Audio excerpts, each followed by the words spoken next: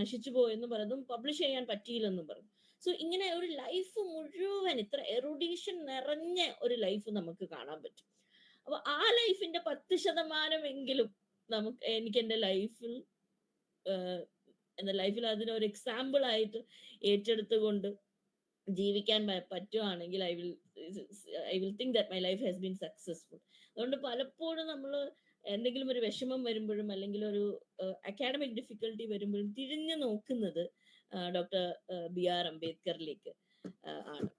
കാരണം ഏറ്റവും നമ്മൾ ഇന്ത്യയിൽ ഏത് സ്കോളറിനെ നമ്മൾ എടുത്തു നോക്കുകയാണെങ്കിലും, അത് പൊളിറ്റിക്കൽ ഫിലോസഫിയുടെ കാര്യമാണെങ്കിലും, ചരിത്രത്തെ സോഴ്സ് ബേസ്ഡ് ആയിട്ട്, എംപെരിക്കൽ എവിഡൻസ് ബേസ്ഡ് ആയിട്ട്, വളരെ ഇൻസൈസീവ് ആയിട്ട് നോക്കി കാണുന്നതാണെങ്കിലും, ഐ ഡോണ്ട് തിങ്ക് അവിടെ അംബേദ്കറിനെ പാരലൽ ആയിട്ട് വെക്കാൻ നമുക്ക് വേറെ ആരെയും കിട്ടുകയില്ല.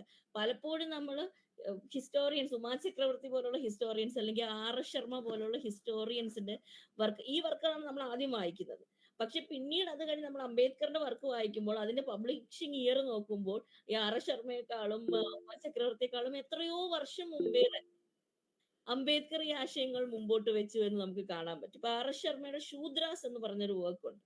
അതിനകത്ത് അദ്ദേഹം പറയുന്നുണ്ട്, ശൂദ്ര എന്നുള്ള ഒരു ഗ്രൂപ്പ് അവർക്ക് ആചാരപരമായിട്ടുള്ള സ്റ്റാറ്റസ് ഇല്ലായിരുന്ന ഒരു ഗ്രൂപ്പാണ്. അതൊരു ഹെറ്ററോജീനിയസ്, ഒരുപോലെ അല്ലാത്ത പല പല ജനവിഭാഗങ്ങളിൽ നിന്ന് ഒരുമിച്ച് കൊണ്ടുവന്ന് പിന്നെ ആര്യൻ എന്ന് നമ്മൾ വിളിക്കുന്ന ആ ഗ്രൂപ്പിലോട് ചേർക്കപ്പെട്ട ഒരു ഗ്രൂപ്പാണ്. അതുകൊണ്ട് തന്നെയാണ് ത്രൈവർണികർക്ക് കൊടുത്തിരിക്കുന്ന അല്ലെങ്കിൽ ദ്വിജ ഗ്രൂപ്പും അതിനോട് ചേർന്ന് വൈശ്യ ഗ്രൂപ്പും ഈ ഒരു ഗ്രൂപ്പിൽ കാണാത്ത പല പ്രത്യേകതകളും നമുക്ക് ശൂദ്ര ഗ്രൂപ്പിൽ കാണാൻ പറ്റുമെന്ന് ആർ എസ് ശർമ്മ അദ്ദേഹത്തിന്റെ 1960s എഴുതിയ വർക്കിൽ കാണും. ഇതിന് 2 ഫുട് നോട്ടായിട്ട് മാത്രം നമുക്ക് ഡോക്ടർ ബി ആർ അംബേദ്കറിനെ കാണാൻ പറ്റും. പക്ഷെ തിരിച്ചുപോയി നമ്മൾ ബാബാ സാഹിബിനെ വായിക്കുകയാണെങ്കിൽ, ബാബാ സാഹിബ് എത്രയോ വർഷങ്ങൾ മുമ്പേ തന്നെ അദ്ദേഹത്തിന്റെ ഹു ആർ ദ ശൂദ്രാസ് എന്നുള്ള വർക്കിൽ ശൂദ്ര എന്ന് പറയുന്ന ഗ്രൂപ്പിന്റെ സ്കാറ്റേർഡ് നേച്ചറും ഫ്രാഗ്മെന്ററി നേച്ചറിനെ കുറിച്ചൊക്കെ വളരെ വിശദമായി തന്നെ ഡീറ്റെയിൽഡ് ആയിട്ട് പല പല പല എക്സാമ്പിൾസ് യൂസ് ചെയ്തുകൊണ്ട് പ്രതിപാദിക്കുന്നത് നമുക്ക് കാണാൻ പറ്റും. അതുകൊണ്ട് ഞാൻ എപ്പോഴും വിചാരിക്കുന്നത്, ഞാൻ ഇപ്പോഴും എനിക്ക് കിട്ടുന്ന എല്ലാ വേദികളിലും ഞാൻ പറയുന്നത്, നിങ്ങൾ ബാബാ സാഹേബ് അംബേദ്കറിനെ ചരിത്രത്തിൽ അല്ലെങ്കിൽ ചരിത്ര രചനയിൽ നിന്ന്, അല്ലെങ്കിൽ ചരിത്ര രചന ഞങ്ങൾ പറഞ്ഞ ഹിസ്റ്റോറിയോഗ്രഫിയിൽ നിന്ന് മാറ്റി നിർത്തിയത് കൊണ്ട് ബാബാ സാഹേബ് അംബേദ്കറിന്റെ എറുഡീഷൻ അല്ലെങ്കിൽ അദ്ദേഹത്തിന്റെ പാണ്ഡിത്യത്തിനൊന്നും സംഭവിച്ചിട്ടില്ല. ഇനി എത്ര കാലങ്ങളും എത്ര ജനറേഷൻസ് വന്നാലും അദ്ദേഹത്തിന്റെ പാണ്ഡിത്യം അംഗീകരിക്കപ്പെടും. കാരണം നമുക്ക് അതിനോട് ചേർത്ത് വെക്കാൻ ഇന്ത്യയിൽ നിന്നൊരു ഒരു പേഴ്സണെ നമ്മൾ ഇതുവരെ ഉത്പാദിപ്പിച്ചിട്ടില്ല. പക്ഷെ ഇവിടെ നഷ്ടം സംഭവിച്ചിരിക്കുന്നത് ചരിത്രം എന്നുള്ള ഡിസിപ്ലിനാണ്. ചരിത്രം എന്നുള്ള ഡിസിപ്ലിൻ കുറെ കൂടെ വികസിക്കുമായിരുന്നു, അല്ലെങ്കിൽ ചരിത്രം എന്നുള്ള ഡിസിപ്ലിൻ തന്നെ കുറെ കൂടെ ഇൻക്ലൂസീവായി മാറുമായിരുന്നു. നിങ്ങൾ 1970s 1960s ഇന്ത്യയിലുള്ള മേജർ അക്കാഡമിക് ഇൻസ്റ്റിറ്റ്യൂഷൻസിൽ ബാബാ സാഹേബ് അംബേദ്കറിന്റെ വർക്കുകൾ പഠിപ്പിച്ച് തുടങ്ങിയിരുന്നെങ്കിൽ.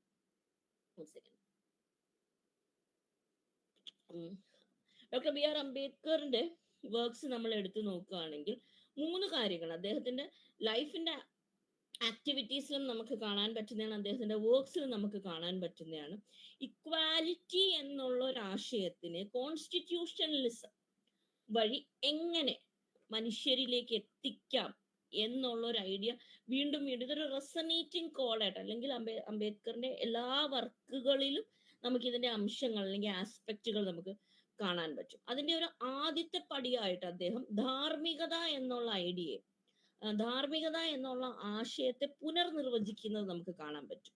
കാരണം അന്ന് വരെ നിലനിന്നിരുന്ന ധാർമ്മികത എന്ന് പറയുന്നത് പലപ്പോഴും മതാധിഷ്ഠിതമായ ധാർമ്മികതയാണ്. നമ്മൾ ആലോചിച്ച് നോക്കണം, ഡെമോക്രസി ഇല്ലാത്ത, ജനാധിപത്യം ഇല്ലാത്ത, തുല്യത എന്നുള്ള ആശയമില്ലാത്ത, ഇക്വാലിറ്റി ബിഫോർ ലോ, അതായത് നിയമത്തിന്റെ മുന്നിൽ എല്ലാവരും ഒരുപോലെയാണ് എന്നുള്ള ഐഡിയ ഇല്ലാത്തൊരു ഇന്ത്യയാണ്.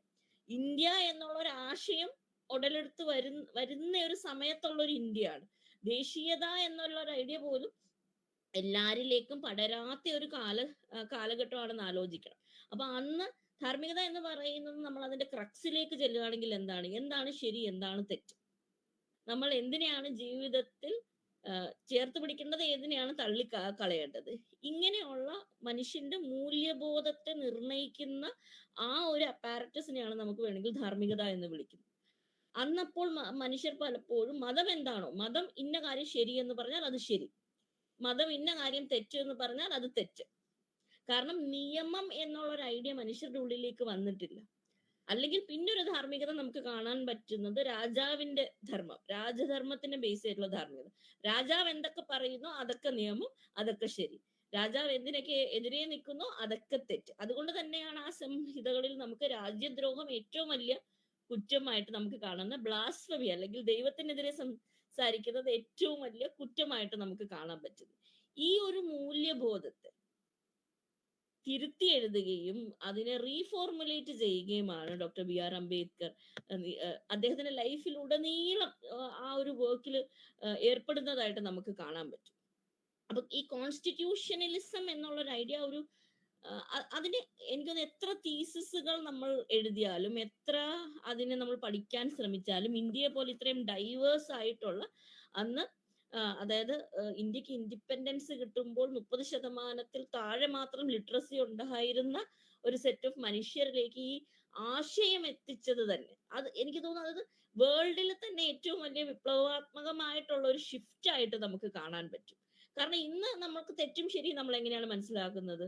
വാട്ട് ഈസ് ലീഗൽ, എന്തിനാണ് നിയമസാധുത, എന്തിനാണ് നിയമസാധുത ഇല്ലാത്തത് എന്ന് വെച്ചിട്ടാണ് നമുക്ക് ഇന്ന് നമ്മൾ ശരിയും തെറ്റും കാണുന്നത്. ഈ ഒരു മൂല്യബോധ വ്യവസ്ഥിതിയുടെ ചേഞ്ച് അല്ലെങ്കിൽ ആ ഷിഫ്റ്റ് ആണ് നമുക്ക് അംബേദ്കറിന്റെ ആക്ടിവിറ്റീസിലൂടെ, അംബേദ്കറിന്റെ കോൺസ്റ്റിറ്റ്യൂവന്റ് അസംബ്ലിയിലുള്ള ഫങ്ഷനിങ്ങിലൂടെ അദ്ദേഹം വരുത്തിയ വലിയ ഷിഫ്റ്റ് ആയിട്ട് കാണാൻ പറ്റുന്നത്. അദ്ദേഹത്തിന്റെ റൈറ്റിംഗ്സിലും കാരണം ഈ ഒരു shift was very intimately connected to the idea of equality. കാരണം സമത്വം എന്നുള്ള ഒരു ആശയത്തിനോട് വളരെ ചേർത്ത് വെക്കാൻ പറ്റുന്ന, അല്ലെങ്കിൽ അതിൽ നിന്ന്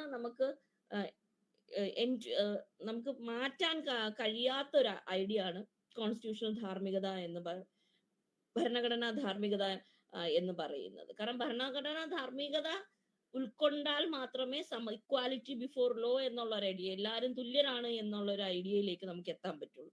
തിരിച്ച് നമുക്ക് പറയാൻ പറ്റും എല്ലാവരും തുല്യരാണ് എന്നുള്ള ഒരു ഐഡിയയിൽ നിന്ന് മാത്രമേ നമുക്ക് കോൺസ്റ്റിറ്റ്യൂഷണൽ മൊറാലിറ്റിയിലേക്ക് എത്താൻ പറ്റുള്ളൂ. അപ്പൊ ഈ ഒരു ഐഡിയ അദ്ദേഹത്തിന്റെ കോൺസ്റ്റിറ്റ്യൂഷൻ അസംബ്ലി ഡിബേറ്റ്സിൽ, അത് ഏത് ഡിബേറ്റ് എടുത്ത് നമ്മൾ നോക്കുകയാണെങ്കിലും നിരന്തരമായിട്ട് അദ്ദേഹം ഇക്വാലിറ്റി എന്താണെന്ന് ആൾക്കാരെ പഠിപ്പിക്കുന്നത് നമുക്ക് കാണാൻ പറ്റും. ഇതിനോട് ഞാൻ സാന്ദർഭികമായിട്ട് പറയുകയാണ്, പലപ്പോഴും നമ്മൾ എഡ്യൂക്കേറ്റ്, ഓർഗനൈസ്, അജിറ്റേറ്റ് എന്നുള്ള അദ്ദേഹത്തിന്റെ ക്ലാരിയൻ കോൾസിന് എഡ്യൂക്കേറ്റ് എന്നുള്ളത് പലപ്പോഴും നമ്മൾ വിദ്യ ആർജിക്കുക എന്നുള്ളൊരു സെൻസിലാണ് അൺഫോർച്ചുനേറ്റ്ലി ഒരുപാട് എനിക്കൊന്ന് ദളിത് മനുഷ്യർ ഉൾപ്പെടെ എടുത്തിരിക്കുന്നത്. പക്ഷെ അദ്ദേഹം എഡ്യൂക്കേറ്റ് എന്ന് പറയുന്നത്, അല്ലെങ്കിൽ അദ്ദേഹത്തിന്റെ റൈറ്റിംഗ്സിൽ എഡ്യൂക്കേറ്റ് എന്നുള്ളതിന്റെ അർത്ഥം ബാക്കിയുള്ളവരെ പഠിപ്പിക്കുക, ബാക്കിയുള്ളവരെ എന്താണ് ഒപ്രഷൻ എന്ന് പഠിപ്പിക്കുക, ബാക്കിയുള്ളവരെ മനുഷ്യർ ആയിട്ട് എങ്ങനെ ജീവിക്കാം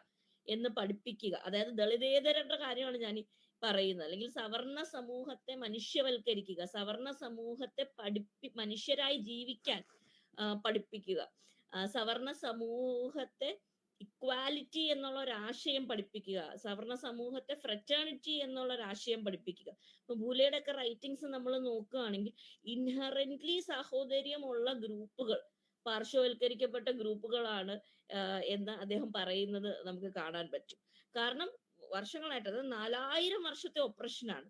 നമ്മൾ പലപ്പോഴും ഈ സംവരണ വിരോധികൾ ചോദിക്കുന്ന ഒരു ചോദ്യം ഉണ്ടല്ലോ, ഇപ്പൊ 75 വർഷം ഫ്രീഡം കഴിഞ്ഞില്ലേ, ഇത്രയും നാളായിട്ട് റിസർവേഷൻ ഇല്ലേ, എന്നിട്ടും എന്താണ് ഡെവലപ്മെന്റ് വരാത്തതെന്ന് ചോദിച്ചാൽ അതിനുള്ള വളരെ ഈസി, ഒരു ആസ് എ ഹിസ്റ്റോറിയൻ എനിക്ക് വളരെ ഈസി ആൻസർ ആണ്. 75 വർഷം കൊണ്ട് നിങ്ങൾ ഈ 4000 വർഷത്തെ ഒപ്രഷനെ മായ്ക്കാൻ പറ്റുമോ? 1500 BCE തൊട്ട് റെക്കോർഡഡ് എവിഡൻസ് നമുക്ക് ഇവിടെ ചാതുർവർണ്ണ്യം നിലനിർത്തുന്നതിന്റെ നമുക്ക് കിട്ടുന്നുണ്ട്. അൺഈക്വൽ ആയിട്ടുള്ള റിസോഴ്സ് ഡിസ്ട്രിബ്യൂഷന്റെ എവിഡൻസ് നമുക്ക് കിട്ടുന്നുണ്ട്. ജാതി ഉച്ചനീചത്വത്തിന്റെ എവിഡൻസ്, റെക്കോർഡഡ് എവിഡൻസ് നമുക്ക് കിട്ടും. അപ്പൊ ഈ 4000 വർഷത്തെ അടിച്ചമർത്തൽ, 4000 വർഷത്തെ വിവേചനം, 4000 വർഷത്തെ സ്വാതന്ത്ര്യത്തിനെതിരെ നിൽക്കുന്ന രാജധർമ്മങ്ങൾ, 4000 വർഷത്തെ വർണ്ണാശ്രമധർമ്മ prohibitions, proscriptions and preventions. How can you compare that to just ഈ 75 വർഷം കൊണ്ട് മായ്ച്ചു കളയാമെന്ന് നമുക്ക് എങ്ങനെ പറയാൻ പറ്റും? ആ 4000 വർഷത്തെ റിപ്പറേഷൻസ് ആണ്. ഇപ്പൊ ആഫ്രിക്കൻ, പെർട്ടിക്കുലർലി ആഫ്രിക്കൻ അമേരിക്കൻ വംശജർ വെള്ളക്കാരോട് ചോദിക്കുന്ന, അല്ലെങ്കിൽ പെർട്ടിക്കുലർലി വൈറ്റ് സുപ്രീമസിസ്റ്റിനോട് ചോദിക്കുന്ന ചോദ്യങ്ങൾ ഞങ്ങൾക്ക് തിരിച്ചു തരേണ്ട റിപ്പറേഷൻസ് ആണ്.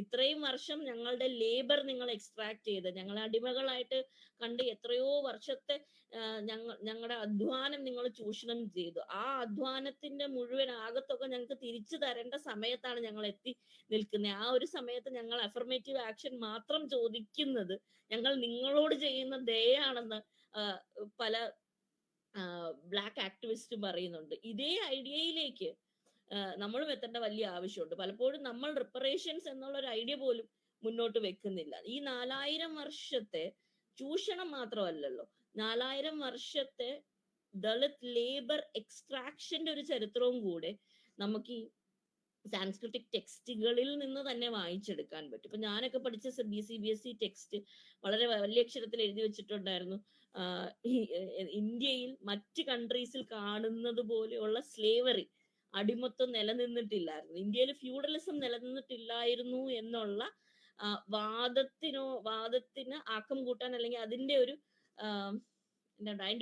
അതിന്റെ ഒരു എക്സാമ്പിൾ ആയിട്ട് പറയുന്ന കാര്യമാണ് ഇന്ത്യയിൽ നിന്ന് നമുക്ക് അടിമകളുടെ എവിഡൻസ് കിട്ടുന്നില്ല എന്ന്. ഇതൊരു 1970s 80s ചരിത്ര രചനകൾ നമുക്ക് കാണാൻ പറ്റും. അത് കഴിഞ്ഞിട്ട് വന്ന മറ്റു പല ചരിത്രകാരും വളരെ കൃത്യമായിട്ട് ഇവിടെ അഗ്രസ്റ്റിക് സ്ലേവറി ഉണ്ടായിരുന്നെന്നും, അതായത് കാർഷിക വൃത്തിയോട് ചേർന്നിട്ടുള്ള അടിമത്വം ഇവിടെ ഉണ്ടായിരുന്നു എന്ന് തെളിയിക്കുന്നുണ്ട്. പിന്നീട് ആളടിമകൾ തന്നെ ഇവിടെ ഉണ്ടായിരുന്നു എന്നുള്ള, അതായത് പുരാതന കാലഘട്ടത്തിൽ തൊട്ട് തന്നെ ആളടിമകൾ ഉണ്ടായിരുന്നു എന്നുള്ളതിന്റെ സെവറൽ എവിഡൻസ് നമുക്ക് കേരളത്തിൽ നിന്നുള്ള ചെപ്പേടുകളിൽ നിന്ന് പോലും ലഭിക്കുകയാണ്. അപ്പൊ ഈ ലോങ് ഹിസ്റ്ററി ഓഫ് സ്ലേവറി നിലനിന്നിരുന്ന ഒരു സ്ഥലത്തേക്ക് ആ സ്ലേവറി നോർമലൈസ് ചെയ്ത്, മനുഷ്യനെ അടിമയായിട്ട് കരുതുന്നത് നോർമലൈസ് ചെയ്ത്, ഒരാൾ മറ്റൊരാൾക്ക് മുകളിലാണ് എന്നുള്ള ഒരു ആശയം ഉറഞ്ഞുപോയ അല്ലെങ്കിൽ കല്ലിച്ചു പോയ ഒരു സമൂഹത്തിലേക്കാണ് ഇക്വാലിറ്റി എന്നുള്ള ഒരു ഐഡിയ മുന്നോട്ട് വെക്കുന്നത്. അല്ലെ, എല്ലാ മനുഷ്യരും ഒരുപോലെയാണ് എന്നുള്ള ഒരു ഐഡിയ വെക്കുന്നത്. ഞാനൊരു ഫെമിനിസ്റ്റ് ആയി ഇരിക്കുമ്പോഴും എനിക്കിത് അംബേദ്കറിന്റെ റൈറ്റിങ്സ് വളരെ വലിയ അത്ഭുതമായിട്ട് തോന്നാറുണ്ട്. പലപ്പോഴും നമ്മൾ ഇക്വാലിറ്റിയെ കുറിച്ച് പറയുമ്പം ഇത് ബെൽ ഹുക്സിന്റെ ഒരു തിയറി ബോറോ ചെയ്താണ് പറയുന്നത്. അവർ വളരെ കൃത്യമായിട്ട് പറയുന്നുണ്ട്, പലപ്പോഴും നമ്മൾ ചൂഷണത്തിനെതിരെയുള്ള ഫൈറ്റ്, അല്ലെങ്കിൽ ചൂഷണത്തിനെതിരെ, വിവേചനത്തിനെതിരെയുള്ള ഫൈറ്റ് നമ്മൾ കള്ളികളിൽ നിന്നാണ് ഫൈറ്റ് ചെയ്യുന്നത്.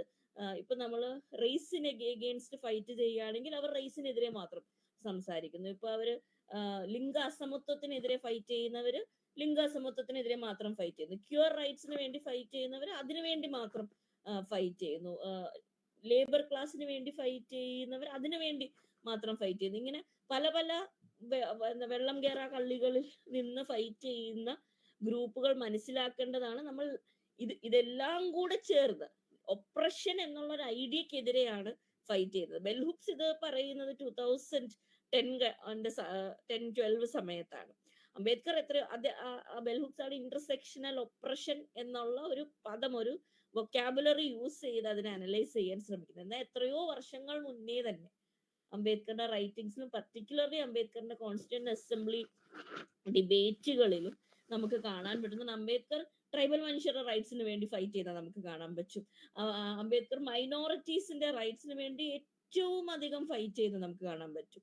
എന്തിനാ, ആസ് എ ഫെമിനിസ്റ്റ് എനിക്ക് തോന്നുന്നു ഇന്ത്യൻ ഫെമിനിസ്റ്റുകൾ ഏറ്റവും കൂടുതൽ താങ്ക്ഫുൾ ആയിരിക്കേണ്ട ഏതെങ്കിലും ഒരു വ്യക്തി ഉണ്ടെങ്കിൽ അത് അംബേദ്കറാണ്. കാരണം ഏറ്റവും കൂടുതൽ കോൺസ്റ്റിറ്റ്യൂന്റ് അസംബ്ലിയിലും അത് കഴിഞ്ഞിട്ട് വന്ന പാർലമെന്റിലും ഏറ്റവും കൂടുതൽ വിമൻസ് റൈറ്റ്സിന് വേണ്ടി വാദിക്കുന്നത്, മെറ്റേണിറ്റി ലീവിന് വേണ്ടി വാദിക്കുന്ന, 8 hour വർക്ക് ഡേ ആക്കണം എന്ന് വാദിക്കുന്ന ഒരു അംബേദ്കറിനെ നമുക്ക് കാണാൻ പറ്റും. ദളിത് സ്ത്രീ വിമോചനത്തിന് വേണ്ടി ബേബി തായ് കംബ്ലയുടെ ദ പ്രസൻസ് വി ബ്രോക്ക് എന്ന് പറഞ്ഞ എനിക്ക് തോന്നുന്നു ഓട്ടോബയോഗ്രഫിക്കൽ ലിറ്ററേച്ചർ നമ്മൾ എടുത്തു നോക്കുകയാണെങ്കിൽ ഇത്രയും ഇവോക്കേറ്റീവ് ആയിട്ടുള്ള നമ്മളെ കരയുന്നതും ചിരിപ്പിക്കുന്നതും ചിന്തിപ്പിക്കുന്നതായിട്ടുള്ള ഒരു വർക്കാണ് the prisons we broke.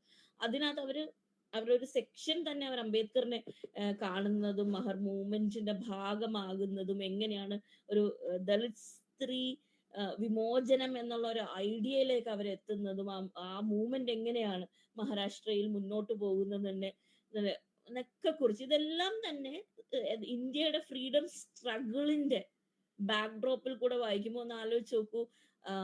Freedom fight, അതായത് പലപ്പോഴും നമ്മൾ സ്വാതന്ത്ര്യ സമരം എന്ന് പറയുന്നത് ബ്രിട്ടീഷുകാർക്കെതിരെയുള്ള സ്വാതന്ത്ര്യ സമരമായി മാത്രം കാണുമ്പോൾ അംബേദ്കർ ഇതിനെ ഒരു ലാർജർ ക്യാൻവാസിൽ കാണുകയാണ്. സ്വാതന്ത്ര്യം എന്നുള്ള ഒരു മൂല്യത്തിന് വേണ്ടിയുള്ള ഒരു ഫൈറ്റാണ് എന്ന് ഈ സ്വാതന്ത്ര്യ സമര സേനാനികൾ എന്ന് വിളിക്കപ്പെടുന്ന ആൾക്കാരെ ഓർമ്മിപ്പിക്കുകയാണ്. ആ സ്വാതന്ത്ര്യം എല്ലാ കൈൻഡ് ഓഫ് സ്വാതന്ത്ര്യവും ഉണ്ട്. അതിൽ രാഷ്ട്രീയ സ്വാതന്ത്ര്യവും ഇമ്പീരിയലിസത്തിൽ നിന്നുള്ള വിമോചനം എന്നുള്ള സ്വാതന്ത്ര്യവും മാത്രമല്ല, അതിനകത്ത് സോഷ്യൽ ഇക്വാലിറ്റി എന്നുള്ള ജാതിയിൽ നിന്നുള്ള അല്ലെങ്കിൽ ജാതി വിവേചനത്തിൽ നിന്നുള്ള സ്വാതന്ത്ര്യം എന്നുള്ള ഒരു ഐഡിയ ഉണ്ട്. നിങ്ങൾ ബ്രിട്ടീഷ് ഇമ്പീരിയലിസത്തിനെതിരെ ഫൈറ്റ് ചെയ്യുമ്പോൾ അല്ലെങ്കിൽ ബ്രിട്ടീഷുകാരിൽ നിന്ന് സ്വാതന്ത്ര്യം നേടാൻ ഫൈറ്റ് ചെയ്യുമ്പോൾ നിങ്ങൾ സ്വാതന്ത്ര്യം കൊടുക്കാതെ, നിങ്ങൾ കുടിവെള്ളത്തിനുള്ള സ്വാതന്ത്ര്യം പോലും കൊടുക്കാത്ത ഒരു സെറ്റ് ഓഫ് മനുഷ്യർ, നിങ്ങളുടെ പൊതുവഴികളിൽ കൂടെ നടക്കാൻ പോലും അനുവദിക്കാൻ സ്വാതന്ത്ര്യം കൊടുക്കാത്ത ഒരു സെറ്റ് ഓഫ് മനുഷ്യരുണ്ടെന്ന് നിരന്തരമായി ഈ സോ കോൾഡ് സ്വാതന്ത്ര്യ സമര സേനാനികൾ ഓർമ്മിപ്പിച്ചുകൊണ്ടിരുന്ന ഒരു അംബേദ്കറിനെ നമുക്ക് കാണാൻ പറ്റും. അപ്പൊ എത്ര ലെവലിലാണ് ഈ ഒരു ഫൈറ്റ് അംബേദ്കർ നടത്തിയത് നമുക്ക് നോക്കിയാൽ നമുക്ക് കാണാൻ പറ്റും. ഈ നമ്മുടെ ഇന്നത്തെ വിഷയം എന്ന് പറയുന്നത് അംബേദ്കറിന്റെ സമകാലിക പ്രസക്തിയും കൂടെയാണല്ലോ.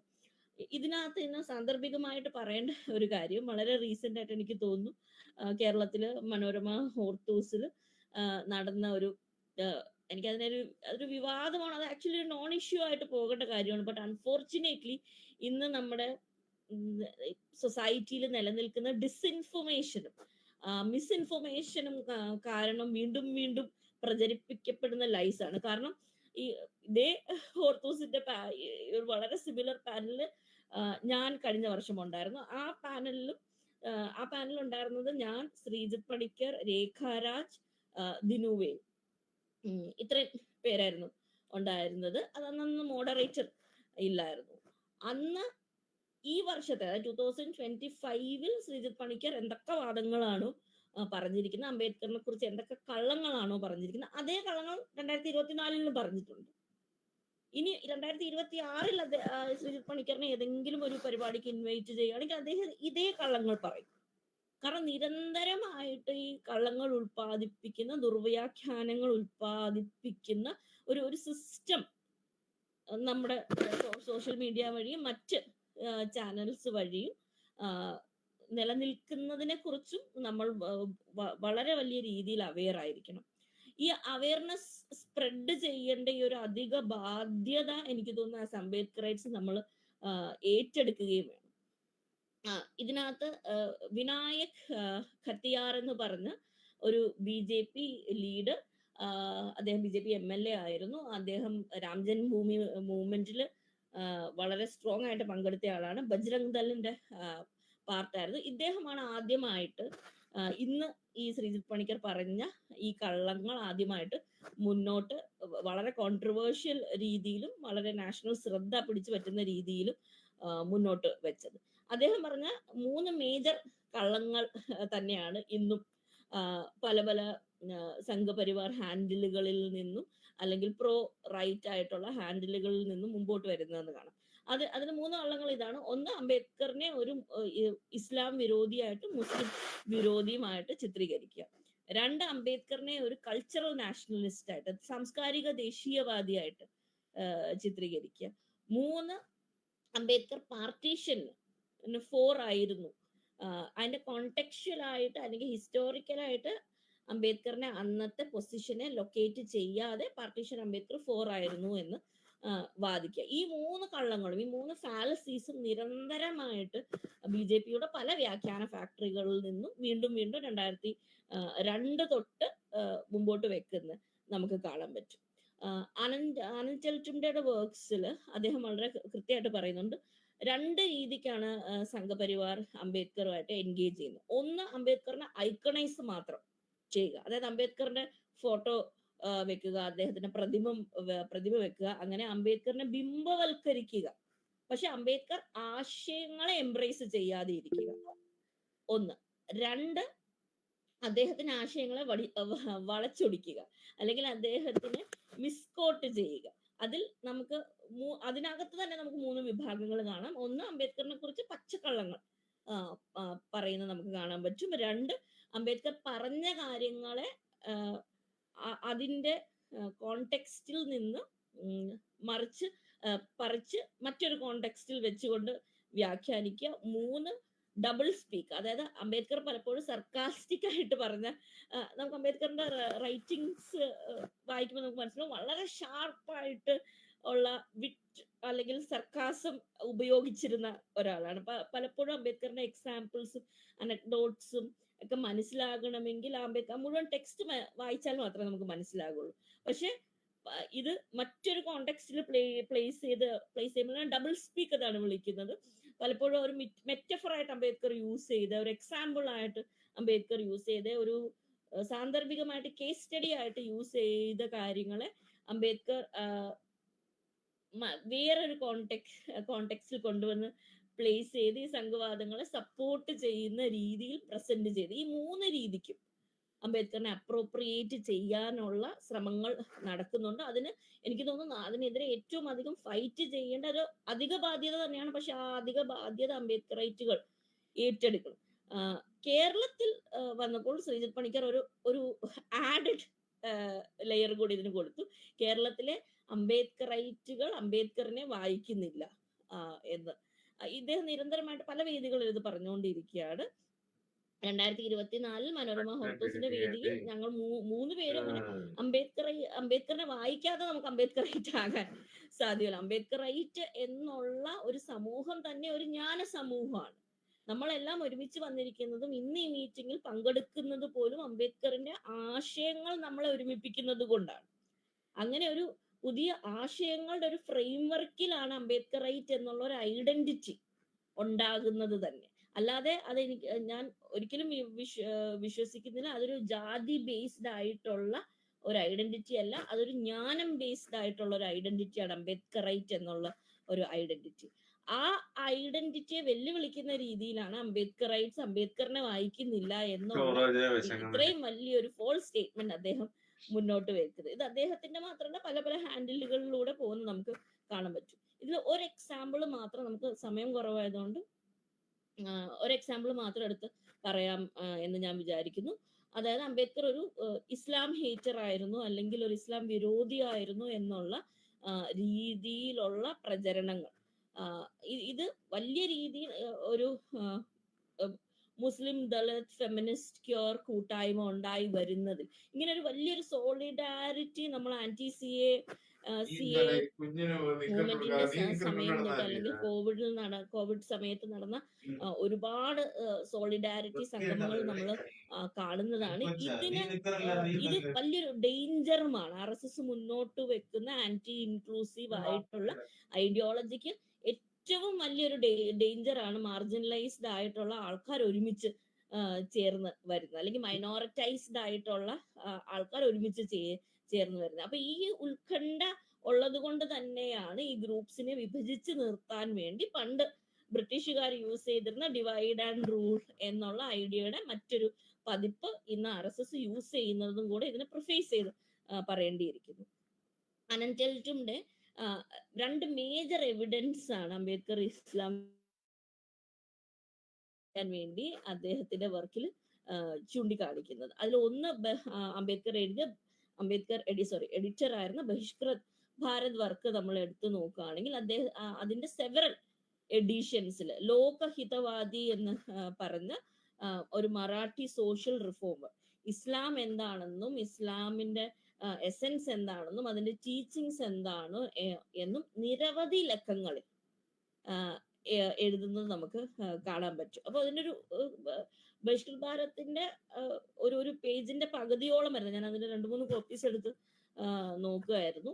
വരുന്ന സ്പേസ് ഈ ഇസ്ലാം എന്താണ് എന്നുള്ള ഒരു ടീച്ചിങ്ങിന് വേണ്ടി യൂസ് ചെയ്യുന്നത് നമുക്ക് കാണാൻ പറ്റും.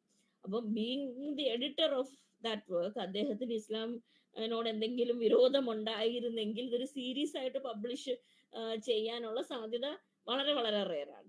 രണ്ട്, നമുക്ക് കാണാൻ പറ്റും 15 മാർച്ച് 1929 ബഹിഷ്കൃത് ഭാരതിൽ വന്ന ഒരു വർക്കിനകത്ത് തന്നെ അദ്ദേഹം ഇസ്ലാമിലേക്ക് മതപരിവർത്തനം ചെയ്യാൻ വേണ്ടി ആൾക്കാരൊക്കെ ആഹ്വാനം കൊടുക്കുന്നുണ്ട്. അദ്ദേഹം 1935 തൊട്ട് ഞാനിനി സനാതനിയായി തുടരില്ല, സനാതന ഹിന്ദുവായിട്ട് തുടരില്ല എന്നുള്ള വലിയ സ്റ്റേറ്റ്മെന്റ്. എനിക്ക് തോന്നുന്നു ഇന്ത്യയിൽ ഏറ്റവും റവല്യൂഷണറി ആയിട്ടുള്ള ഒരു 10 സ്റ്റേറ്റ്മെന്റ്സ് എടുത്തു നോക്കിയാൽ അതിന്റെ ഏറ്റവും മുകളിൽ വരുന്ന ഒരു സ്റ്റേറ്റ്മെന്റ് തന്നെയാണ്.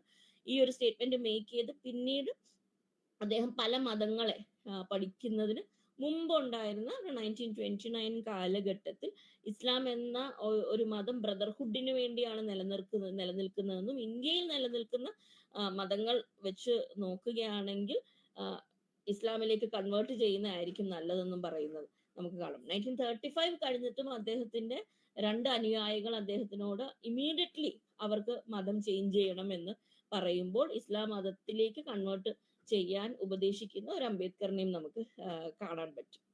ഇനി അംബേദ്കറിനെ ഈ നമ്മുടെ സാഫ്രൻ സഹോദരങ്ങൾ സൈറ്റ് ചെയ്യുന്ന പല പാസേജസും എടുത്തു നോക്കുകയാണെങ്കിൽ അത് മേജർലി നമുക്ക് കാണാൻ പറ്റുന്ന തോട്ട്സ് അബൌട്ട് പാകിസ്ഥാൻ എന്നാണ് അതിന്റെ ഒറിജിനൽ ടൈറ്റിൽ. പിന്നെയാണ് അതിനെ പാർട്ടീഷൻ ഓർ പാകിസ്ഥാൻ എന്ന് റീടൈറ്റിൽ ചെയ്ത് അതിന്റെ സെക്കൻഡ് എഡിഷനിൽ ഇറക്കുകയായിരുന്നു. ഈ ഒരു വർക്കിലെ പല പാസേജസും മിസ്കോട്ട് ചെയ്താണ്. അതിപ്പോ മലബാർ കലാപത്തിനെ കുറിച്ച് ആണെങ്കിലും ഡയറക്റ്റ് ആക്ഷൻ ഡേയെ കുറിച്ചാണെങ്കിലുമുള്ള പല സൈറ്റേഷൻസും തെറ്റായി വ്യാഖ്യാനിച്ചുകൊണ്ട് ആണ് അംബേദ്കർ ഇസ്ലാം വിരോധി ആയിരുന്നു എന്ന് ഉള്ള ഒരു നാരറ്റീവ് സൃഷ്ടിക്കാൻ ശ്രമിക്കുന്നത്. പക്ഷെ ഈ ഒരു വർക്ക് നമ്മൾ എടുത്തു നോക്കുകയാണെങ്കിൽ അതിന്റെ ചാപ്റ്റർ 3, ഇത് ഞാൻ പറയുന്നത് കറക്റ്റ് ആണോ എന്ന് നിങ്ങൾ എപ്പോഴെങ്കിലും ഇത് ഗൂഗിൾ ചെയ്ത് നോക്കണം. ഇതെല്ലാം തന്നെ ഈ വർക്കൊക്കെ ഡൗൺലോഡ് ചെയ്യാൻ പറ്റുന്നതാണ്. അതിനകത്ത് ചാപ്റ്റർ 3 എടുത്ത് നോക്കിയാൽ ആ ചാപ്റ്റർ 3യുടെ ടൈറ്റിൽ തന്നെ എസ്കേപ്പ് ഫ്രം ഡീഗ്രഡേഷൻ എന്നാണ്. അതായത് ഇന്ത്യയിൽ വർഷങ്ങളോളം നിലനിൽക്കുന്ന ഡീഗ്രഡേഷൻ, അതായത് ഒരാൾക്ക് കിട്ടേണ്ട ബഹുമാനം അല്ലെങ്കിൽ അദ്ദേഹത്തിന് കിട്ടേണ്ട പദവി ഇല്ലാതാക്കുന്ന ആ ഒരു പ്രക്രിയയാണ് നമുക്ക് അതിന്റെ ഒരു തുല്യതായിട്ട് മലയാളം എനിക്ക് പെട്ടെന്ന് കിട്ടുന്നില്ല, ഡീഗ്രഡേഷൻ എന്ന് പറയുന്നത്. അപ്പൊ പലപ്പോഴും ഇന്ത്യയിലെ മുസ്ലിം മനുഷ്യർ മറ്റ് ഒരു പ്രദേശത്തിന് വേണ്ടി വാദിക്കുന്നത് ഇവിടെ ഹിന്ദുത്വ ഫോഴ്സസ് അവരെ ഡീഗ്രേഡ് ചെയ്യുന്നത് കൊണ്ടാണെന്നും കാസ്റ്റ് ഹിന്ദുസിനെ അല്ലെങ്കിൽ സവർണ ഹിന്ദുസിനെയാണ് അംബേദ്കർ പലപ്പോഴും ഹിന്ദു എന്ന് അദ്ദേഹത്തിന്റെ റൈറ്റിങ്സിൽ വിളിക്കുന്നതായിട്ട് നമുക്ക് കാണാൻ പറ്റും. അപ്പൊ അദ്ദേഹം യൂസ് ചെയ്യുന്ന ടേം ഹിന്ദുസ് തന്നെയാണ്. ഇവിടെ പലപ്പോഴും ഹിന്ദുക്കളുടെ ആക്ടിവിറ്റീസ് കാരണം അല്ലെങ്കിൽ ഹിന്ദുക്കളുടെ ആറ്റിറ്റ്യൂഡ് കാരണം ഡീഗ്രേഡഡ് ആയിട്ടുള്ള ഒരു സ്റ്റാറ്റസിൽ എത്തപ്പെട്ട ഒരു വൂണ്ടഡ് സൈക്കുള്ള മുറിപ്പെട്ട ഒരു മാനസിക അവസ്ഥയിൽ നിന്ന് ഉള്ള ഒരു മോചനമായിട്ടാണ് ഇവിടെയുള്ള മുസ്ലിം മനുഷ്യരിൽ ഒരു പറ്റ മനുഷ്യരെങ്കിലും മറ്റൊരു രാജ്യം വേണം എന്ന് ആഗ്രഹിക്കുന്നതെന്ന് പറയുന്നത്. അതുകൊണ്ട് ഇതിന്റെ റൂട്ട് കോസ് ഇവിടുത്തെ ഹിന്ദുത്വവാദമാണെന്നും ഇവിടുത്തെ ബ്രാഹ്മണ്യമാണെന്നും സംശയമില്ലാത്ത രീതിയിൽ അംബേദ്കർ പറഞ്ഞു വെക്കുന്നുണ്ട്. ഇതേ ചാപ്റ്ററിൽ നമുക്ക് കാണാൻ പറ്റും. അത് കുറച്ച് അംബേദ്കർ റൈറ്റിങ്സിലൂടെ നമുക്ക് പെട്ടെന്ന് നമുക്ക് മനസ്സിലാക്കാൻ പറ്റില്ല. അംബേദ്കറിന്റെ 1-2 റൈറ്റിങ്സ് വായിക്കുകയും അദ്ദേഹത്തിന്റെ ജനറൽ ആയിട്ടുള്ള ഐഡിയാസ് നമുക്ക് മനസ്സിലായാൽ മാത്രമേ എനിക്ക് തോന്നുന്നു പാകിസ്ഥാൻ ആൻഡ് പാർട്ടീഷൻ നമുക്ക് അതിന് കോണ്ടെക്സ്ച്വൽ ആയിട്ട് നമുക്ക് അതിനെ മനസ്സിലാവൂ. ഇങ്ങനെ വായിക്കുകയാണെങ്കിൽ നമുക്ക് ഇതൊരു പൊളിറ്റിക്കൽ സയൻസിന്റെ ഒരു ബാക്ക്ഗ്രൗണ്ടിലും കൂടെയാണ് പറയുന്നത്. നമുക്ക് അംബേദ്കർ ദേശീയത, നാഷണലിസം എന്നുള്ള ഒരു ഐഡിയയും നാഷണാലിറ്റി, ദേശം എന്നുള്ള ഒരു ഐഡിയയും തമ്മിൽ വളരെ ഡിഫറെന്റ് ആയിട്ട് 2 ഡിഫറെന്റ് കാറ്റഗറീസ് ആയിട്ടാണ് അംബേദ്കർ ഇതിനെ കാണുന്നത്. ദേശീയത എന്നുള്ള ആശയം അല്ലെങ്കിൽ ദേശീയവാദം എന്നുള്ള ഒരു ആശയം എല്ലാ കൺട്രീസിലും നിലനിൽക്കുന്നുണ്ടെന്നും അത് ഭാഷാപരമായിട്ടുള്ള ദേശീയവാദങ്ങളായിരിക്കാം, അതായത് ലിംഗ്വിസ്റ്റിക് നാഷണലിസംസ് ആയിരിക്കാം, അല്ലെങ്കിൽ മതപരമായിട്ടുള്ള ദേശീയവാദങ്ങളായിരിക്കാം, റിലീജിയസ് നാഷണലിസംസ് ആയിരിക്കാം, അല്ലെങ്കിൽ ഒരു കൾച്ചറൽ നാഷണലിസം ആയിരിക്കും. ഒരേ ആചാരങ്ങൾ, ഒരേ വിശ്വാസങ്ങളൊക്കെ ഫോളോ ചെയ്യുന്ന ആൾക്കാർ പാലിക്കുന്ന ഇങ്ങനെയുള്ള പല പല ദേശീയതകൾ ഒരു ദേശത്തിൽ തന്നെ നിലനിൽക്കാമെന്ന് അംബേദ്കർ വാദിക്കുന്നുണ്ട്. He essentially differentiates nationality from nationalism. ദേശം എന്നുള്ള ഒരു ആശയവും ദേശീയത എന്നുള്ള ഒരു ആശയം രണ്ടായിട്ടാണ് അംബേദ്കർ പറയുന്നത്. ഒരൊറ്റ ദേശീയവാദം മാത്രമേ, അല്ലെങ്കിൽ ഒറ്റ ദേശീയവാദത്തിന് മാത്രമേ ഒരു ദേശത്ത് ഒരു രാഷ്ട്രസങ്കല്പത്തിനകത്ത് നിലനിൽക്കാൻ പറ്റുള്ളൂ എന്ന് അംബേദ്കർ പറയുന്നില്ല. പല പല ദേശീയവാദങ്ങളെ ഒരുമിച്ച് ഒരു കുടക്കീഴിൽ കൊണ്ടുവരുന്ന ലാർജർ ആശയമായിട്ടാണ് അദ്ദേഹം ദേശം എന്നുള്ള, അല്ലെങ്കിൽ ദേശരാഷ്ട്രം എന്നുള്ള ഐഡിയ കാണുന്നത്. അതിന് ഒരുപാട് എക്സാമ്പിൾസ് അദ്ദേഹം പറയുന്നുണ്ട്. ആ എക്സാമ്പിൾസ് നമ്മൾ നോക്കുമ്പോൾ ടർക്കിയുടെ എക്സാമ്പിൾ പറയുന്നുണ്ട്, ചെക്കോസ്ലോവക്കിയയുടെ എക്സാമ്പിൾ പറയുന്നുണ്ട്. ആ എക്സാമ്പിളുകൾ നമ്മൾ വായിക്കുമ്പോൾ നമുക്ക് മനസ്സിലാകും അംബേദ്കറിന് ഒരിക്കലും ഒരു സാംസ്കാരിക ദേശീയവാദി എന്നുള്ള ഒരു ഐഡിയയിലേക്ക് അംബേദ്കറിനെ കൊണ്ടുവരാനേ സാധിക്കില്ല. അതുകൊണ്ട് തന്നെയാണ് എത്രയധികം സംഘപരിവാർ അംബേദ്കറിനെ അപ്രോപ്രിയേറ്റ് ചെയ്യാൻ ശ്രമിച്ചാലും ഒരിക്കലും അംബേദ്കർ മുന്നോട്ട് വെച്ച ആശയങ്ങളും സംഘപരിവാർ വാദങ്ങളും ഒരുമിച്ച് പോവുകയില്ല. കാരണം അംബേദ്കർ വളരെ ക്ലാരിറ്റിയോടെ പറയുന്നുണ്ട്, ഒരു റിലീജിയൻ ഉള്ള പല ദേശങ്ങളുണ്ടല്ലോ. ഇപ്പൊ നിങ്ങൾ യൂറോപ്യൻ ദേശങ്ങൾ എടുത്തു നോക്കുകയാണെങ്കിൽ അവിടെ എല്ലാം തന്നെ ക്രിസ്ത്യാനിറ്റി ആയിരിക്കും അവിടുത്തെ റിലീജിയൻ. പക്ഷെ അവരുടെ ദേശസങ്കല്പം എന്ന് പറയുന്നത് ഈ മതവുമായിട്ട് ചേർത്ത് വെക്കാത്തത് കൊണ്ട് തന്നെ പല പല ദേശങ്ങളായി അവർ നിലനിൽക്കുന്നു. ഇതുപോലെ തന്നെ തിരിച്ചും നമുക്ക് കാണാൻ പറ്റില്ല. ഒരു ദേശത്തിനകത്ത് തന്നെ പല പല മതങ്ങൾ ഉള്ളത് നമുക്ക് കാണാൻ പറ്റും. മതമില്ലാത്ത അവസ്ഥയിലും ദേശങ്ങൾ നിലനിൽക്കുന്നത് നമുക്ക് കാണാൻ പറ്റും. ഇതുപോലെ തന്നെ കൾച്ചറൽ നാഷണലിസത്തിനെതിരെയുള്ള ഏറ്റവും, എനിക്ക് തോന്നുന്നു, it's A wonderful example, but അത്രയും അക്കാഡമിക് ആയിട്ട് ഒരു എക്സാമ്പിളും അദ്ദേഹം പറയുന്നത്, നമ്മൾ ലോകത്തെ ഏത് ദേശീയത എന്നുള്ള ഒരു ഐഡിയ ഉടലെടുത്ത് കഴിഞ്ഞ ഫ്രഞ്ച് റെവല്യൂഷൻ കഴിഞ്ഞ ഒരു യൂറോപ്പിലാണെങ്കിലും ലോകത്തിലെ എവിടെ എടുത്ത് നോക്കിയാലും സബ് നാഷണലിസങ്ങൾ, അതായത് ദേശരാഷ്ട്രം എന്നുള്ളൊരു വലിയ സങ്കല്പത്തിനകത്ത് തന്നെ നമുക്ക് ചെറിയ തോതിലുള്ള ദേശീയവാദങ്ങൾ നിലനിൽക്കുന്നത് കാണാൻ പറ്റും. ഈ എല്ലാ ദേശീയവാദങ്ങളെയും ഒരുമിച്ച് കൊണ്ടുവരുന്ന ഇൻക്ലൂസീവ് ആയിട്ടുള്ള ഒരു നേഷനെ നമുക്ക് പടുത്തുയർത്താൻ പറ്റുമ്പോൾ മാത്രമേ അവിടെ ട്രൂ ഡെമോക്രസി വരികയുള്ളെന്നാണ് അംബേദ്കർ പറഞ്ഞു വെക്കാൻ ശ്രമിക്കുന്നത്. അതിനോടൊപ്പം അതിന്റെ അടുത്ത ചാപ്റ്റേഴ്സിൽ നമുക്ക് കാണാൻ പറ്റും അദ്ദേഹം ഇവിടെയൊക്കെയാണ് എത്ര വലിയ കള്ളങ്ങളാണ് പ്രചരിപ്പിക്കപ്പെടുന്നത് നമുക്ക് മനസ്സിലാകുന്നത്. അദ്ദേഹം പറയുന്നുണ്ട്, സവർക്കറും ജിന്നയും ഒരേ കാര്യമാണ് പറയുന്നത്. രണ്ടുപേരും ദേശത്തിന് വേണ്ടിയാണ്, അല്ലെങ്കിൽ ഒരു റിലീജിയസ് സ്റ്റേറ്റിന് വേണ്ടിയാണ് വാദിക്കുന്നത്. ഇവർ മാറി നിൽക്കേണ്ട ആൾക്കാരല്ല, ഒരുമിച്ച് ഒരേപോലെ ചിന്തിക്കുന്ന മനുഷ്യരാണ്. എന്നിട്ട് വളരെ സർക്കാസ്റ്റിക് ആയിട്ട് ഡോക്ടർ ബി ആർ അംബേദ്കർ സവർക്കറിനെ കുറിച്ച് പറയുന്നുണ്ട്. സവർക്കറിന്റെ ബോൾഡ്നെസ് അല്ലെങ്കിൽ സവർക്കറിന്റെ ക്ലാരിറ്റിയെ ഞാൻ അപ്രീഷിയേറ്റ് ചെയ്യുന്നു എന്ന് അംബേദ്കർ പറയുന്നുണ്ട്. ആ ക്ലാരിറ്റി എന്താണെന്ന് താഴോട്ട് അംബേദ്കർ പറയുന്നുണ്ട്. അതായത് പല ദേശീയവാദങ്ങൾ ഉണ്ടെന്ന് സവർക്കർ അംഗീകരിക്കുകയും ഇന്ത്യക്കകത്ത് തന്നെ ഹിന്ദുസും മുസ്ലിംസും, ഇത് സവർക്കറിന്റെ വാദമാണ്, ഹിന്ദുസും മുസ്ലിംസും രണ്ട് നേഷൻസ് ആണ്, അല്ലെങ്കിൽ രണ്ട് ദേശങ്ങളാണ്. പക്ഷെ ഇവർ ഇന്ത്യക്കകത്ത് തന്നെ, അഖണ്ഡ ഭാരതം എന്നുള്ള ഒരു ഐഡിയയിൽ ഇന്ത്യക്കകത്ത് തന്നെ ജീവിക്കണം. എന്നാൽ ഒരു ദേശീയവാദം മറ്റു ദേശീയവാദത്തിനെ സബ്ജുഗേറ്റ് ചെയ്ത് ജീവിക്കണം എന്ന് പറയുന്നുണ്ട്. അല്ലെങ്കിൽ ഒരു സെറ്റ് ഓഫ് മനുഷ്യരുടെ പുറത്ത് മറ്റൊരു സെറ്റ് ഓഫ് മനുഷ്യർ ഡോമിനേറ്റ് ചെയ്യുന്ന, അല്ലെങ്കിൽ ഒരു സെറ്റ് ഓഫ് മനുഷ്യരെ മറ്റൊരു സെറ്റ് ഓഫ് മനുഷ്യർ അടിച്ചമർത്തുന്നതിനെ അംഗീകരിക്കണം. സ്പെസിഫിക്കലി ഹിയർ മൈനോറിറ്റീസ് ആയിട്ടുള്ളവർ മെജോറിറ്റി റൂൾ അംഗീകരിച്ച് ഈ ഒരു ഭാരത് എന്നുള്ള ഒരു ഐഡിയയിൽ ജീവിച്ചു കൊള്ളണമെന്ന് സംശയമില്ലാത്ത രീതിയിൽ സവർക്കർ പറയുന്നു എന്ന് അംബേദ്കർ പറയുന്നുണ്ട്. ഇതിന് കുറച്ചും കൂടെ ക്ലാരിറ്റി ഉണ്ടെന്നാണ് അംബേദ്കർ പറയുന്നത്. ജിന്നയുടെ കുറെ കൂടെ അംബിഗ്വസ് ആയിട്ടുള്ള, അത്ര ക്ലാരിറ്റി ഇല്ലാത്ത ഐഡിയ ആണെന്നാണ് അംബേദ്കർ പറയുന്നത്. മുമ്പോട്ടുള്ള വർക്കുകളിൽ, കാരണം ഒന്ന് ആലോചിച്ച് നോക്കണം, ജീവിതകാലം മുഴുവൻ ഉച്ചനീചത്വങ്ങൾക്കെതിരെ ഫൈറ്റ് ചെയ്ത ഒരു മനുഷ്യനാണ് ഡോക്ടർ ബി ആർ അംബേദ്കർ. അപ്പൊ ഒരു നേഷനകത്ത് സെക്കൻഡ് ഗ്രേഡ്, അദ്ദേഹം അംബേദ്കർ യൂസ് ചെയ്യുന്ന പദം ഇതാണ്, സെക്കൻഡ് ഗ്രേഡ് സിറ്റിസൺസ് ആയിട്ട് ഒരു സെറ്റ് ഓഫ് മനുഷ്യർ എന്തിന് ജീവിക്കണം എന്നുള്ള വളരെ സിഗ്നിഫിക്കന്റ് ആയിട്ടുള്ള ക്വസ്റ്റ്യൻ ആണ് അംബേദ്കർ ചോദിക്കുന്നത്. നിങ്ങൾ ഇവിടെ ഒറ്റ ഇന്ത്യ എന്ന് പറയുന്ന ഈ ആശയത്തിനകത്ത് നിങ്ങൾ ഫുൾ സിറ്റിസൺഷിപ്പ് കൊടുക്കാത്ത, അല്ലെങ്കിൽ എല്ലാവരെയും ഒരേ ഗ്രേഡ് സിറ്റിസൺസ് ആയിട്ട് കാണുന്നില്ല, നിങ്ങൾക്ക് സെക്കൻഡ് ഗ്രേഡ് സിറ്റിസൺസ് ആയിട്ട് ഇവിടെ ജീവിക്കേണ്ട, അല്ലെങ്കിൽ ഇവിടെ ജീവിക്കേണ്ടി വരുന്ന മനുഷ്യരുടെ ഒച്ച നിങ്ങൾ കേൾക്കുന്നില്ല എന്ന് അംബേദ്കർ വളരെ ക്ലാരിറ്റിയോടെ പറയുന്നുണ്ട്. അതുകൊണ്ടാണ് മറ്റൊരു നേഷന് ആവശ്യം വരുന്നത്. മിനോറിറ്റീസ് അനുഭവിക്കുന്ന പ്രശ്നങ്ങളും അവരനുഭവിക്കുന്ന അടിച്ചമർത്തലും കാരണമാണ് ആ വൂണ്ടഡ് സൈക്കിയിൽ നിന്നാണ് മറ്റൊരു ദേശം എന്നുള്ള അല്ലെങ്കിൽ ഉള്ളൊരു ഐഡിയ തന്നെ ഉണ്ടായി വന്നതെന്ന് പറയുന്നു.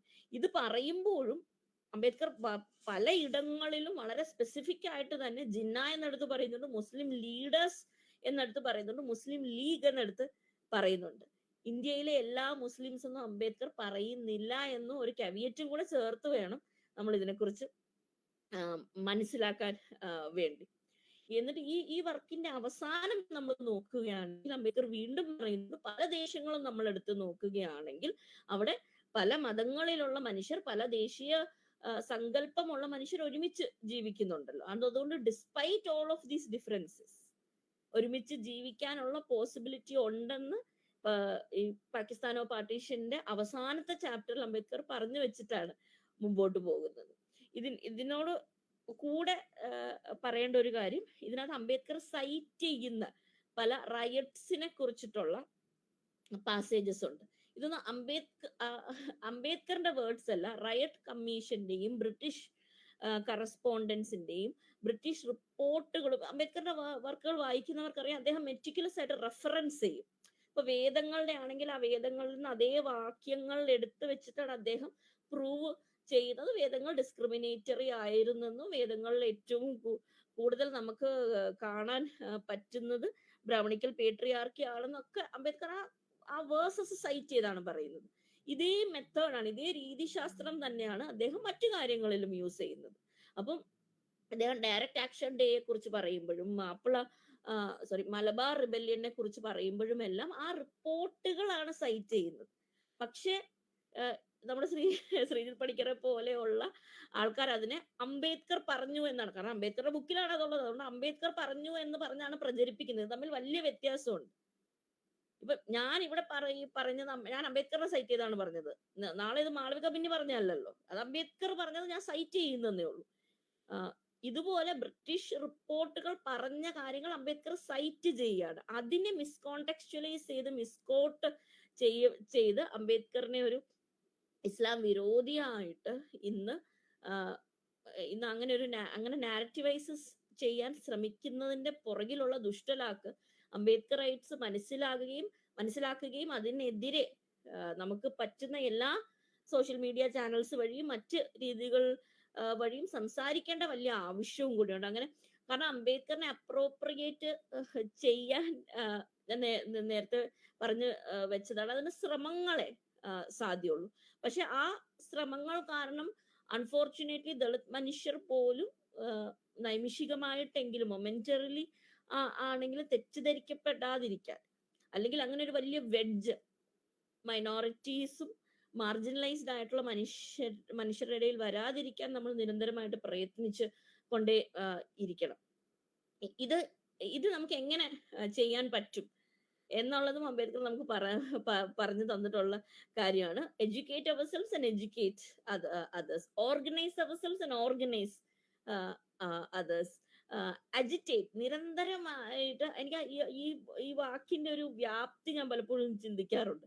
നമ്മൾ പലപ്പോഴും പ്രശ്നങ്ങൾ ഉണ്ടാക്കണ്ട, ഇപ്പം പലപ്പോഴും ഗാന്ധിയൻ ഫിലോസഫിയിലൊക്കെ എന്താണോ സ്റ്റാറ്റസ് കോ അതിനെ കുറച്ച് ചേഞ്ച് ചെയ്ത് മുമ്പോട്ട് പോകും. ഇപ്പൊ വൈക്കം സത്യാഗ്രഹത്തിലൊക്കെ ഗാന്ധിയുടെ ഇടപെടലുകൾ നമ്മൾ നോക്കുകയാണെങ്കിൽ ചെറിയ രീതിയിലുള്ള സൂപ്പർഫിഷ്യൽ ആയിട്ടുള്ള ചേഞ്ചസ് വരുത്തി കാലങ്ങളെടുത്ത് ആൾക്കാരുടെ മാനസിക പരിവർത്തനം പതുക്കെ വരുന്ന രീതിയിൽ ആരെയും ഹേർട്ട് ചെയ്യാത്ത ഹേർട്ട് ചെയ്യാത്ത രീതിയിൽ മുമ്പോട്ട് വന്നു. എന്നാൽ അംബേദ്കർ വളരെ കൃത്യമായിട്ട് അജിറ്റേറ്റ് എന്ന് തന്നെയാ ആണ് പറയുന്നത്. ആൾക്കാരെ ഡിസ്റ്റർബ് ചെയ്യുക, ആൾക്കാരെ പ്രൊവോക്ക് ചെയ്യുക. എന്തിനാണ്?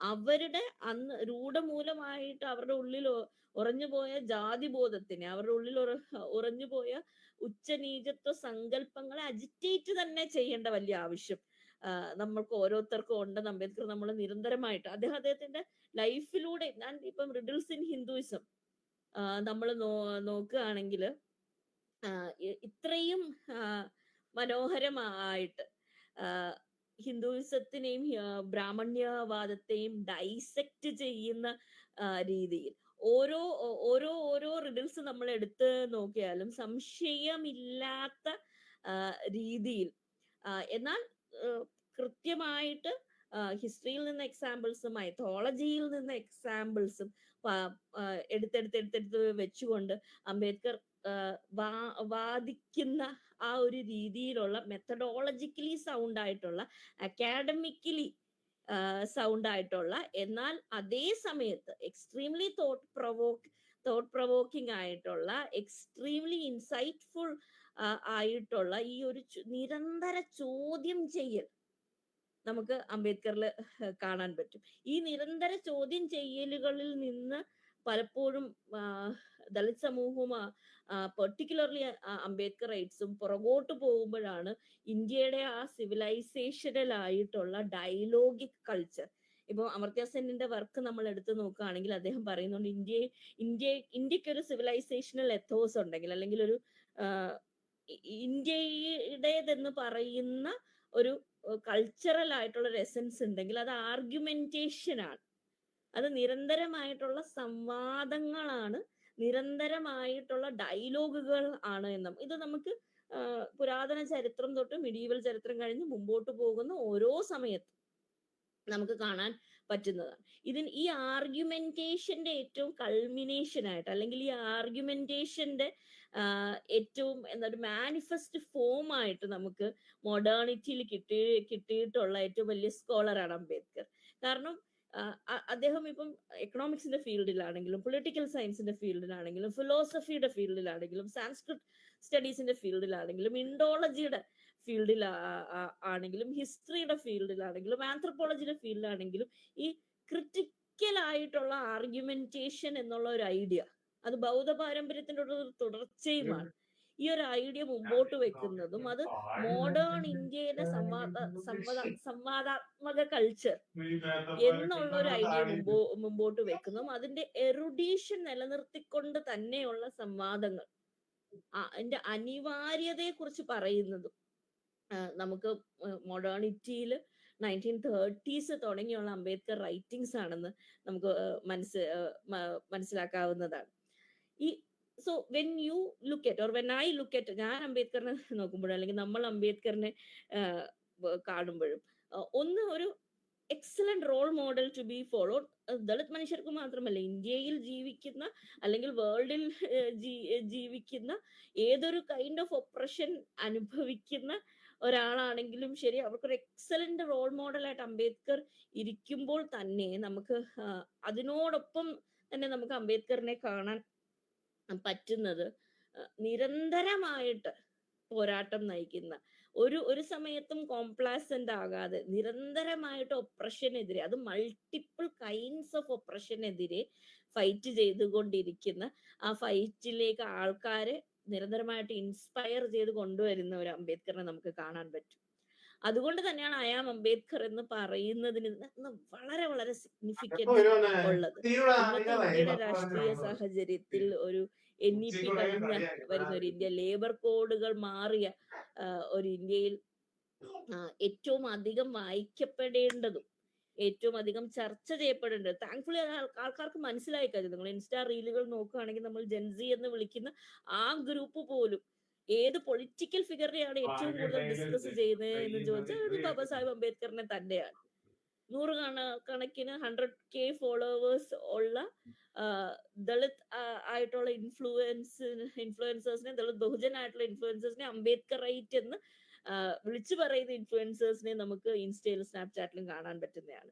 നിങ്ങൾ വേൾഡ് ഓവർ യൂണിവേഴ്സിറ്റീസിൽ പോവുകയാണെങ്കിൽ ഇപ്പോൾ എനിക്ക് തന്നെ അറിയുന്ന 35ഓളം യൂണിവേഴ്സിറ്റിയിൽ അംബേദ്കറൈറ്റ് സ്റ്റഡി സർക്കിളുകളുണ്ട്. ആ സ്റ്റഡി സർക്കിളുകളിൽ നമുക്ക് ദളിത് ബഹുജൻ മനുഷ്യരെ മാത്രമല്ല, വെള്ളക്കാരായിട്ടുള്ളയും ആഫ്രിക്കൻ വംശജരെ ആയിട്ടുള്ളതും സവർണ ബാക്ക്ഗ്രൗണ്ടിൽ നിന്നുള്ള വന്ന മനുഷ്യരെ നമുക്ക് കാണാൻ പറ്റും.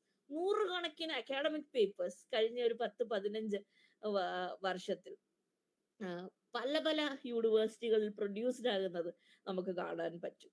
അതുകൊണ്ട് നേരത്തെ ഇവിടെ സ്വാഗതം ആശംസിച്ച ശ്രീ ഷിബി ചെറുവള്ളൂർ പറഞ്ഞതുപോലെ തന്നെ ദിസ് റീഡിസ്കവറി ഓഫ് അംബേദ്കർ അത് യാദൃശ്ചികമായി സംഭവിച്ച ഒന്നല്ലല്ലോ. അതിന് അത്രയും പവർഫുൾ ആയിട്ടുള്ള, അത്രയും ഇൻസൈറ്റ്ഫുൾ ആയിട്ടുള്ള അല്ലെങ്കിൽ വിഷനറി ആയിട്ടുള്ള തോട്ട്സ് മുമ്പോട്ട് വെച്ച ഒരു മഹാരഥന്റെ അല്ലെങ്കിൽ എന്താ പറയുന്ന ഒരു അബ്സല്യൂട്ട് ഐക്കണിന്റെ അംബ്രയിലേക്കടിയിൽ അദ്ദേഹത്തിന്റെ ഐഡിയോളജിയുടെ ഭാഗമായിട്ട് നമുക്ക് ഓരോരുത്തർക്കും ഇന്നും നിൽക്കാൻ പറ്റുന്നത് എത്ര വലിയ പ്രിവിലേജ് ആണെന്ന് ഓർമ്മിപ്പിച്ചുകൊണ്ട് അദ്ദേഹത്തിന് ഇന്ന് നിർവാൺ ദിവസത്തിൽ ഇത്രയും ഫുൾഫിൽഡ് ആയിട്ടുള്ള, I think the term is so appropriate. Not only നമ്മൾ ബുദ്ധിസ്റ്റ് ഫിലോസഫി എടുത്ത് നോക്കിയാൽ മാത്രമല്ല, ഇപ്പം നിർവ്വാണം അല്ലെങ്കിൽ സാൽവേഷൻ എന്നുള്ള ഒരു ഐഡിയയുടെ അതിലൊരു ലിബറേറ്ററി പൊട്ടൻഷ്യൽ മാത്രമല്ല, അല്ലാതെ അതിന്റെ വേർഡ് മീനിങ് നമ്മൾ എടുത്ത് നോക്കുകയാണെങ്കിൽ കംപ്ലീറ്റ്നെസ് എന്നുള്ള ഒരു ഐഡിയ ഉണ്ട്. അപ്പൊ അത്രയും എല്ലാ ടാസ്കുകളും കംപ്ലീറ്റ് ചെയ്ത ഒരു അബ്സല്യൂട്ട്ലി ഫുൾഫിൽഡ് ലൈഫ് നമുക്ക് മുമ്പിൽ വെച്ചിട്ട് പോയ അംബേദ്കറിന്റെ മുന്നിൽ ഒരിക്കൽ കൂടി എൻ്റെ ഒമാഷും എൻ്റെ അബ്സല്യൂട്ട് ഹാർട്ട്ഫെൽറ്റ് ആയിട്ടുള്ള ഗ്രാറ്റിറ്റ്യൂഡും പറഞ്ഞുകൊണ്ട് ഇന്നത്തെ ഈ ഒരു പരിപാടി ഉദ്ഘാടനം ചെയ്തതായിട്ട് പറയുന്നു. Thank you one and all.